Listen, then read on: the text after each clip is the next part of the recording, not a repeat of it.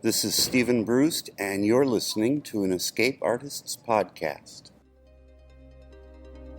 This is Cast of Wonders, the young adult fiction podcast featuring stories of the fantastic. Welcome. Episode 249 for May 21st, 2017.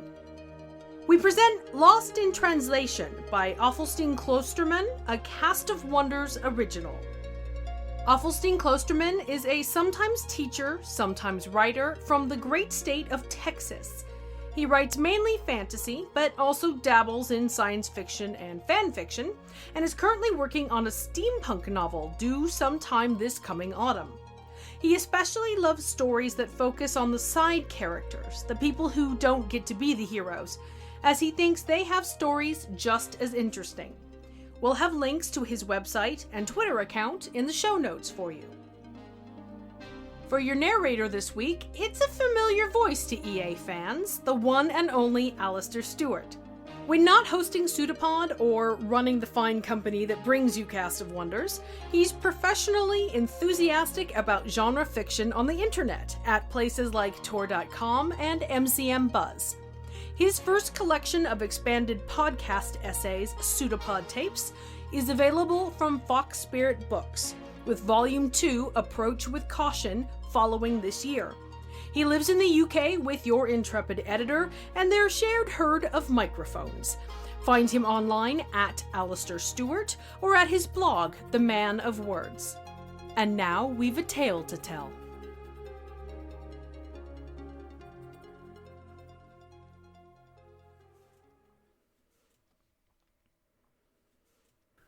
Lost in Translation by Athelstan Klosterman. It turns out, said the High Ecclesiarch of the Writ, that when the prophecy says the hero's body shall stand resilient against the flame, a more accurate translation would be resistant against the flame. He gave a pained grimace. Ancient Neonoxian can be ambiguous at times. Philip Stolford, hero of Neonox, chosen one of the Golden Age, bastion of chastity and valour, banisher of the Dark Torch, Vilthane de Singerson, and paladin of the Holy Writ, blinked back from within the mass of bandages that healer Ziva was carefully tending to. "Oh," he said. "Well, I suppose that's better than finding out I hadn't been pure of heart enough, or that the Great Scripter had taken a dislike to me." "The Great Scripter does not take a dislike," Ziva murmured, mixing up a salve. "His word is writ, it is eternal. He favours who he favours, and disfavours who he disfavours. There is no changing with him." Aethelin, standing just to the left of the Ecclesiarch, snorted and rolled his milky white eyes. The others pointedly ignored the elf mage. "Okay," Philip looked chastised, "but it doesn't quite make sense. I thought the flames of Azranath were meant to keep all but the Chosen One out of the Shrine of Light. How are they supposed to do that if the Chosen One's not fireproof?" "Well, that's the other thing." The High Ecclesiarch exchanged a look with Ziva, but the young healer just shook her head and began painting the salve over an exposed patch of burned skin. The fingers of her left hand were playing about the rim of the salve jar, Philip noticed. She only did that when she was nervous. Maybe she'd had another vision. "As I said, ancient Neonoxian can be ambiguous at times. It is a beautiful, multifaceted tongue, filled with subtlety and nuance." "In this case," cut in Aethelin, throwing the Ecclesiarch a dry look, "Lith and Grunin, which the popular translation renders as scar, is more literally translated as life blemish, which often does mean scar, but also, especially in religious contexts like the prophecy, more properly is meant to mean birthmark." There was a silence. "A birthmark," Philip repeated. "As I said, nuance."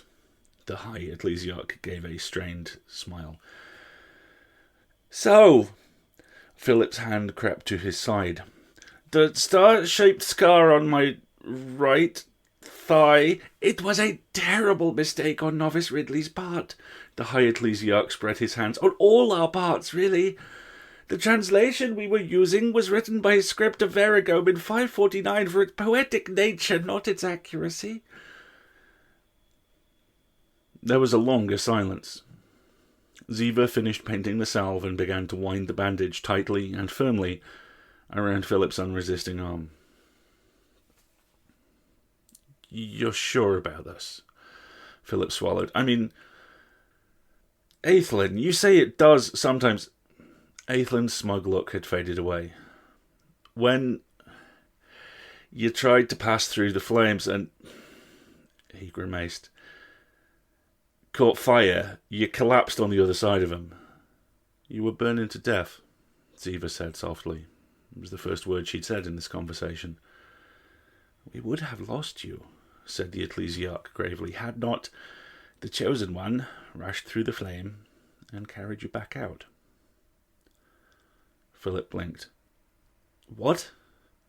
Where did he come from? She, actually, Aethelin answered. Ziva. Philip turned to stare at the healer, who practically shrank away from his gaze. Makes sense when you think about it. Aethelin coughed. I mean, she was right beside you when the tongue of flame was turned aside. The gates of Earnio probably opened because she just stepped onto the threshold, do you remember? She was also the true vanquisher of the black flame. The Ecclesiarch swallowed.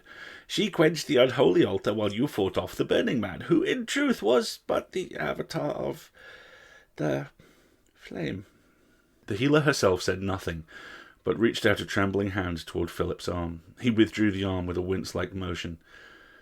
She is a healer, and thus, like you, has followed a life of chastity, the Ecclesiarch finished. And a visions, Aethelin shrugged.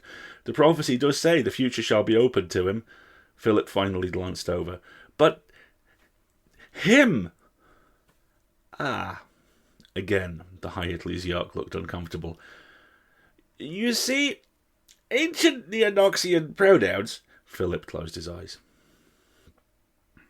The war had to go on, of course. The staff of Luchim had been recovered for the first time in generations, and there was a chance to not only defuse but destroy Agrok Null. It didn't make sense for everyone to just give up because the wrong farm boy had gotten delusions of glory. It was even something of a relief to Philip to hear that the army had gotten over its initial reluctance to view his former oracle as the new chosen hero. It was for the best. They moved him to a Scripter hospital in one of the liberated cities. The burns he'd received were not ordinary ones, apparently. His legs would never be the same again. The fingers of his dominant hand were stiff with scars. Compared to those, what had happened to his face was really pretty unimportant. A few days after he'd gotten settled, Novice Ridley came to sit at the foot of the bed and clear his throat every 5 minutes. Philip spent his time carefully looking at anything but the Scripter. Finally, Ridley spoke. I knew the translation was wrong. Philip blinked at him. What? Any Scripter knows how to translate the original, Ridley said, staring at the floor. Peasantry and bards only know the poetic version because you can sing the words, but they start to teach you the writ, and it's ancient Neonoxian on your first day at the temple. The High Ecclesiarch was perfectly aware that Lithin Grunin was more properly birth blemish when he told you to go forth with Arz's help. Philip didn't know what to say. It's ambiguous, you see, and Ridley looked miserable. The thing is, what does a star actually look like? Does it have 4 points? Or 5? Or 8? I mean, when you really look at a star up in the sky, it's just a dot. So some of us thought maybe it didn't really matter. Philip stared at him. Ridley flushed. No one stood against the Burning Man and the Flaming Mountain for 100 years, Philip. No one even tried, because they weren't the chosen one. But you destroyed half his army simply because you believed you were. Some of the clerics, we thought that was All the prophecy was supposed to do, get someone like you to believe they could do all those things. Philip lay back, and then slowly turned over. Ridley kept talking. We did try to test it. Scripters have tried to cross the flames of Azrinath before, but, well, we assumed the results were because none of them believed they truly were the Chosen One, so I couldn't possibly tell you then, because... Ridley's words flattened into a droning tone. It flowed over him, wavering and ebbing in a meaningless river. Philip stared at the wall, letting the words wash past, even when they turned to screaming, and then to sobbing, and finally to a slammed door. Philip remained, staring at the wall. Fight must have been spectacular, Aethlin said as he and Philip sat in the light streaming through the windows. I was with the main army, but we saw lightning and flame leaping back and forth from the mountain. Great bursts of light, too, that pierced to the very skull. Then suddenly there was this, Aethlin gestured, blinding explosion, and the next moment the clouds were just dissolving away, like satin being shredded by a razor. The Chakru soldiers collapsed and broke apart into charcoal. She really did it. Philip closed his eyes. His burns had long since healed, but there were still scars all over his face, and the warm sun felt good. Yeah. Aethlin coughed. All throughout the land we've received reports of great pyres suddenly going out, of fire pits opening up, prisoners walking free. He shook his head in near disbelief. Agrok Null is no more. Already the bards are speaking of the end of the Black Age and heralding the beginning of the Luminary's Renaissance. Luminary? Philip glanced over at Aethlin. Is that... Aethlin looked uncomfortable, realising suddenly he had said too much. It's just talk, so far. None of the ecclesiarchs have actually suggested making a one, but... Well, bards have never let reality get in the way of a good story, have they? It'll be unprecedented, but there's a lot of weight behind it. She's supposed to head back to Bilibretich for the celebration. Who knows what might happen? He hesitated a moment. Some of the commons are even calling for a queen. Queen? Philip fell back onto the bed. He shook his head. That's incredible. There was a short, awkward silence. So how is Ziva? Philip asked finally. Perfectly miserable, Aethlin chuckled, momentarily forgetting to be uncomfortable. Keeps talking about how she's only a humble servant of Az. She can't stand the attention, and she's had to play catch-up, going through all the things the Chosen One supposedly has to learn. Sword fighting, magic, general history, legends. And remember, Philip said. Right. Aethlin coughed again. Seems kind of redundant, doesn't it? Philip frowned. I mean, she's destroyed Agrok Null. The rest of the stuff in the prophecy is pretty tame after that. Doubt she really has anything more to worry about. I mean, apart from this ceremony. About that, Aethlin coughed. She gave me a message for you, actually. Philip didn't look around, but the mage continued anyway. She was wondering if you might want to come back with me to Bilibretich to meet her as part of the festivities. There was a long silence. Aethlin studied his friend out of the corner of his eye, but Philip just gazed out on the landscape with lidded eyes. Then, is that the mandate of the Chosen One? No, Aethlin answered. It's the request of a friend. She thought, since you had such a large part in defeat... No. Aethlin looked at him. Are you sure? We all miss you, Philip. Even the army. You must have heard about the Burnt Legion. In Bilibretich, there's nothing I can do there. Philip said flatly. The last thing Ziva needs right now is someone showing up who people can use to supplant her as the true Chosen One. At best, I'd be a distraction. You know what? Tell them anything. Tell them I'm dead. Martyrdom sounds like a great end to my ballad. Aethlin studied the man closely. You think they'll pity you. When they last saw me, I was a heroic warrior, burning in holy flames. I would rather be remembered as that than as feckless and broken, unable to fight, unable to walk, unable to even face Ziva. His voice choked and he looked down. Philip fell silent for a moment. "Ziva," he said at length, "when I first saw her, do you remember that? Rescuing the healers at the Font of Sarrazin? Fograth was with us then, but when I saw her, she had this smear of ashes down the left side of her face. She smelled like..." He closed his eyes, smile on his lips. "She smelled like sweat and burnt hair." Aethelin pursed his lips, but said nothing. "I didn't really mind the chastity thing, you know." Philip opened his eyes suddenly. "Not at first. I never really had time for girls at the farm, and after we started fighting..." A curl twisted his lips. "It was really easy to resist the sort of vapid beauties who go throwing themselves at celebrities." He shrugged. "Honestly, hadn't even really thought about the following the path of chastity line in the prophecy before. And I told myself it was safe to talk to her, to be friends with her. I mean, I was the chosen one. Chastity wasn't even a choice. It was a matter of destiny. It was never going to go anywhere. She was even a healer."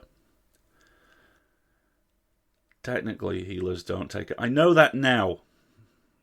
Philip glared at the elf mage. "I've been in a hospital for a month, Aethelin. I've talked to a lot of healers, which just means..." He shook his head violently. "You know, I almost wouldn't mind all this," he gestured, if he bit off what he had been going to say and looked away. Aethelin did not look surprised. There was an elegant sorrow in his face. "I mean, why her?" Philip burst out. "Why couldn't it have been some random soldier? Or you? Or why?" He raised a hand as if to protest, caught sight of the web-like scars on the back, grimaced, and laid it back down. A sigh. It just seems like the universe could have given me time to talk to her. A space just to say..." A long silence. "Well," Philip swallowed, "I guess it's not really worse. It's just the same. It's still not going to go anywhere." He studied the scars on his hand. "Probably not with anyone." Aethelin spoke. "Phil, you know she would..." "Please," Philip whispered. "I'd rather be forgotten." Hundreds of the hospital's patients left to see the Chosen One at Bilibretich in hopes of receiving her healing touch. A contingent of scripters went along with them to care for them and also to help the rest of the brethren at Bilibretich. Philip did not. He was well enough now to get about with a pair of sticks, though he could not grip the sticks very well and had to strap his hands to the wood. He hobbled down the long halls, mapped out the empty rooms, and sat by the window to watch the golden sun trek across the sky and sink into purple at the far end. The day of the festival went. All of the scripters came back, full of excitement and praises. Philip heard little of the festival from them, though. He had begun to notice that often the scripters and now the other patients would fall silent when he entered the room, or begin speaking suddenly of some trivial and unrelated matter. Some few made an effort to include him in the conversation, but Philip did his best to discourage such helpful people. It was just so much easier not to have to talk at all.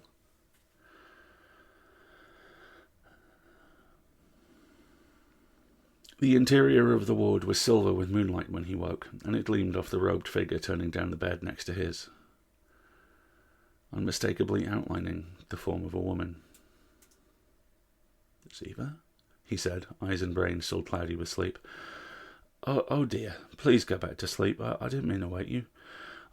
Roland had an accident and I was cleaning it." And Philip sat up, sleep banished from his brain entirely. "Ziva!" Slowly, the woman turned to face him. Her hands plucked at the corners of her hood and pulled it free. Ziva Pappas, chosen one of the Golden Age, exalted luminary, oracle of Az, paladin of the Holy Writ, first queen of Neonoxia, stared back at him for one long moment. "Philip," she swallowed. As if breaking from a trance, Philip collapsed back onto the bed and turned away from her. "Philip, please." A hand cool as river water touched his shoulder. He didn't say anything. "Philip, please, I'm sorry. Aethelin gave me your message, but I had to..." There was a gulping pause, and he could almost hear her groping for words. This isn't how this was supposed to go at all." He should be silent. The sooner she was gone, the better, but the words came out anyway. What are you doing here, Ziva? There were still tasks left in the prophecy, he knew. She still had duties before her. I came to see you, Ziva answered. I arrived at the hospital late yesterday. I thought I'd come down here in the very early morning, be beside your bed when you woke up, with the sunlight coming in the windows, but I couldn't sleep. So I thought I might as well mop the floors, and I just came in here for that, and then Roland had his accident, and I cleaned that up, and where is Roland? Philip turned over to look at the empty bed where the dysenteric old man who had carried on one-sided conversations with him for the last month usually lay. Then he realised, oh, he's feeling better then. Ziva, he could see her clearly now in the moonlight, bit her lip. I didn't mean to, I had to move him to clean up, and when I touched him, I didn't mean... Philip wanted to roll back over, bite his tongue, stop talking to this beautiful woman, but he couldn't tear himself away. Why are you apologising for healing someone? Ziva looked away. Because I can't. Your burns aren't... They don't matter. He cut her off. They're just scars. Nothing important. Except for the ones on his hands, his feet, his legs. I'm fine. No, you're not. Her eyes seemed to waver in the light, and her voice was thick. Aethlin said you look terrible, and the High Ecclesiarch says you never leave the ward, and you don't respond to any of my letters, and... Do you hate me? No. Philip had hesitated just a second too long. Of course, why would you... There was a long silence. Not anymore, Philip finally said. At first, yes. A little. He hesitated. Sometimes, still, on bad days. But even then, it's not really you... He swallowed and coughed. I don't hate you. Not really. I don't think I could. You don't think you... She choked back whatever she was going to say. Philip wondered what she had been going to say, then decided that it didn't matter, because nothing in this conversation mattered. It couldn't go anywhere important. He rolled over on his bed, but not completely over, just enough so he could still see her out of the corner of his eye. He wanted to remember her, remember this final moment they would have together. Philip, I wanted to... Ziva seemed to fumble a bit. You saved the world, Philip. You do know that. He had never before wanted to scream at her. You did that, he answered dryly, still staring up at the ceiling. I was just along for the ride. I wouldn't have been along for the ride either if not for you, Ziva answered. You brought the world back from the brink, Philip. I just finished what you started. Philip closed his eyes. Pain for him had never been so deep, so pervasive, not even what he could remember from the fire. Why are you here, Ziva? He bit out. Did you really just come to give me a pep talk? Aethlin told me you were hurting, and I... Ziva's form looked down at her hands, and she seemed to fumble a little. Now, she admitted, the moonlight glowing on her throat. I needed to see you, be sure you were all right, but I wanted to talk to you. She looked up. I missed you. Philip almost groaned. There was something uniquely awful and twisted about this whole situation. Why tell him this now, when she was the chosen one, when things were more impossible than ever? He ground his teeth, balled his hands into fists on the sheet. I couldn't help myself. Ziva spoke quickly, clearly nervous. I never can. Usually I can. I'm usually pretty in control. Just with you, it's just, I don't even realise what I was doing when you caught on fire, and just now, I was just walking around in the garden after Aethlin left me with your message, and I saw the horse in the stables, and I thought, I wanted to, I didn't think... Philip couldn't take it anymore. Ziva, please, he said, turning to face her. Something seemed to loosen in her face at the sight of him. Oh, screw it. She moaned and suddenly dipped forwards towards him quickly and desperately, cupping his head in her hands, and she kissed him. It was a gentle kiss, light and nervous, grazing the uneven surface of his scarred lips and leaving it tender. Slowly, Ziva broke it, and slowly she pulled back, her eyes flitting over his face, searching very anxiously for a sign. Philip couldn't answer. Philip couldn't speak. He didn't even think he could blink, but Ziva must have seen a sign regardless, because her cheeks began to dimple in a shy smile. But Philip's mind could only grasp stupidly on one point. The prophecy! Oh, that! Ziva said, the shy smile broadening. Turns out, the word ought to be translated as charity.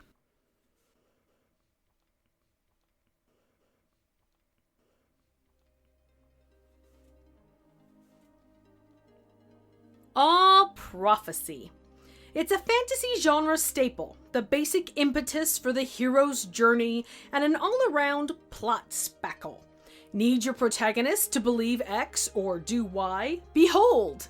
Your world may have a prophecy for that. But what I adore about this story isn't just how the hero isn't actually the hero of the prophecy, but that the entire idea of prophecy, in the well-known sense as an unknowable driving force, is irrelevant. Philip experiences anger, grief, displacement, depression, abandonment, not at losing his vaulted status or a list of titles as long as his arm, but at his injury, the closeness of his group of friends, a perception of personal failure, and what he views as distance between himself and Ziva. Prophecy is the analogy that allows us to experience how world-shattering these events feel to Philip, even while from an exterior perspective, his role diminishes from global and religious significance. Catastrophes are always personal regardless of scale. What might feel insignificant or irrelevant to you or I could be the proverbial straw that breaks the camel's back to someone else. Even something as dry and dusty as mistranslated ancient Near-Noxian. Authors, rev up your word processors. Fantasy lovers, make space in your to-be-read piles. The 500-word forum flash fiction contest is back, and it's Podcastle's turn. Submissions start in June, with voting to follow in July. Registered forum voters will determine 3 winners, which will be purchased and run as a special Podcastle episode. Check out forum.escapeartists.net for all the details. Cast of Wonders relies on your donations to light our stage, pay our playwrights, and to bring you the best in young adult audio fiction week after week. There are lots of ways you can help.